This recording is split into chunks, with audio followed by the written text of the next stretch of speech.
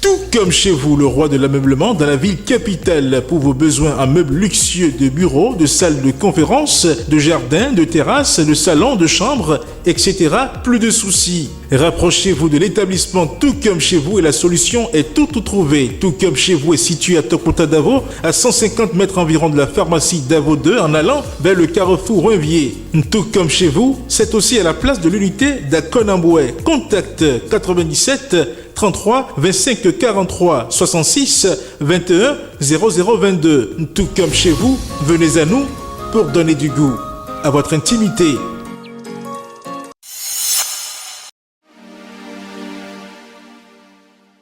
Internautes de Guérite TV Monde et lecteurs de Matin Libre, bonjour. Ce mardi 8 août 2023, Matin Libre affiche noir sur blanc, Afrique francophone, ce sentiment anti-français qui grandit. 63 ans après les indépendances, les choses sont radicalement différentes de ce qu'elles étaient dans les premières années qui ont suivi les indépendances.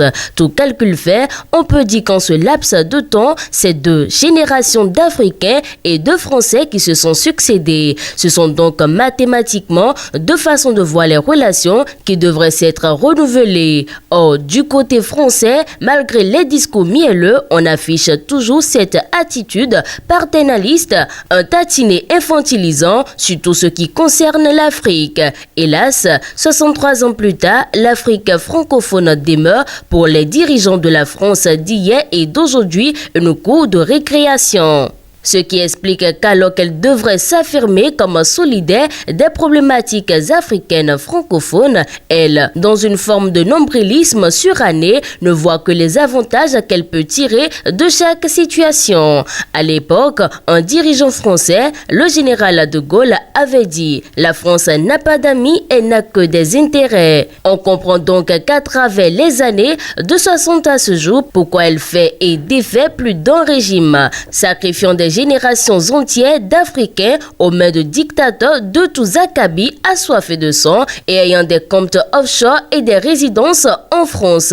Nous ne les citerons pas ici, ce n'est pas l'objet. Toujours à la une de votre quotidien Matin Libre, prévention de l'extrémisme violent à Djougou. Il faut renforcer le contrôle routier des personnes et des biens. Face aux affres de l'extrémisme violent auquel est en proie le Bénin, la commune de Djougou semble être épargnée pour le moment. Mais au lieu de croiser les bras, les forces de défense et de sécurité mettent beaucoup plus l'accent sur le contrôle des personnes et des biens au niveau du transport en commun. Vecteur d'identité socio-culturelle, le panégyrique clanique face à l'épreuve des temps modernes. Il était considéré comme un des vecteurs clés des identités socio-culturelles au Bénin. Ayant comme repère l'oralité, il se transmettait de génération en génération. À l'ère du web 2.0, le panégyrique clanique semble perdre toute cette place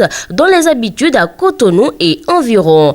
Les causes de ce revirement de situation à lire dans les colonnes de Matin Libre. Lutte anti-tabac, 7 personnes sur 10 protégées. Dans un récent rapport publié, l'Organisation mondiale de la santé OMS informe que 7 personnes sur 10 sont protégées par au moins une mesure de lutte anti-tabac. Lisez dans la parution de ce jour l'intégralité de l'article pour mieux comprendre.